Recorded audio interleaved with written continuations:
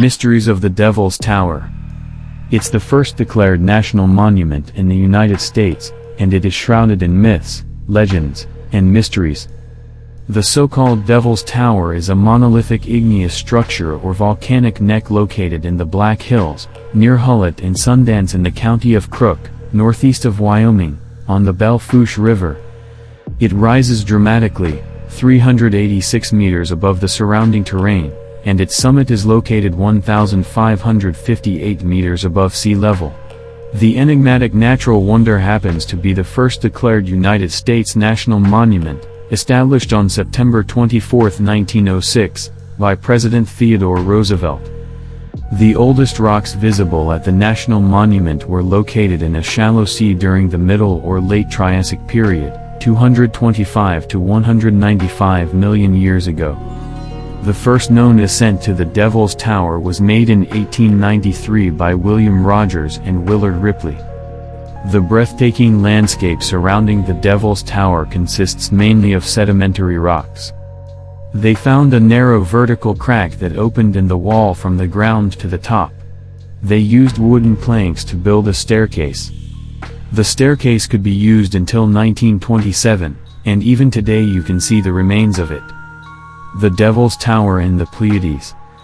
According to the legends of the Native American tribes of the Kiowa and Sioux, in the distant past, young girls went out to play and were seen by giant bears, who began to chase them. In an effort to escape the bears, the girls climbed on top of a rock, got on their knees, and prayed to the Great Spirit to save them. Upon hearing their prayers, the Great Spirit made the rock grow from the earth towards heaven so that the bears could not reach the girls. The bears, in their attempt to climb the rock, which had become too steep to climb, left deep claw marks on the sides. When the girls reached heaven, they became the constellation of the Pleiades.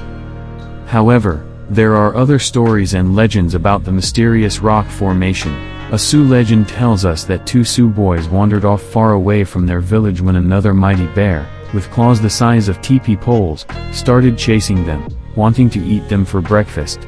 As the bear approached the boys, and as he was just about to grab them, they prayed to Wakantanka, the sacred or the divine, the Great Spirit, to save them from the bear. They climbed a rock while the bear was desperately trying to climb on the rock as well and grabbed the two boys. However, the bear didn't manage to climb the rock and left huge marks on its side. The bear, named Motto, eventually gave up and came to rest in a place now known as Bear Butte. Wandley, an eagle, rescued the boys and helped them get off the massive rock, returning them to their village. In modern times, the Devil's Tower was used in the 1977 movie Close Encounters of the Third Kind.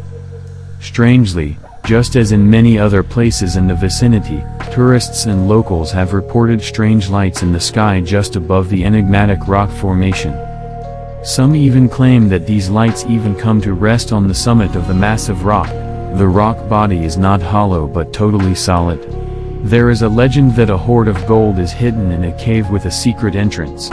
This has never been found, even though the site has been well explored, because it doesn't exist. But what of its sacred and otherworldly associations?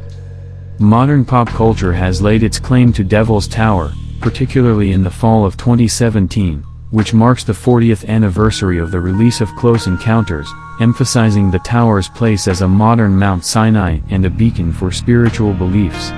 Unsurprisingly, the tower is becoming a mecca for UFO proponents. In mid-September 2017, the first Devil's Tower UFO rendezvous was held in Hulett, Y. The attendees celebrate all things UFO, including the movie that helped bring attention and public acceptance to the idea of alien visitation. Many people believe aliens have been and still are visiting Earth. The aim of the festival was to promote UFO awareness and spur interest in the investigation of these reported anomalies. While the tower is not a historic hotspot of UFO activity, as the remote deserts of the western US are, there have been a handful of UFO reports. It's a popular assumption that a magnificent site has its own paranormal aura. One logged report from 2015 shows a tiny white object in a photo of the tower, likely a camera artifact. Another from 2014 shows a typical oblong saucer shape over the tower, could be a windshield defect, insect, or hoax.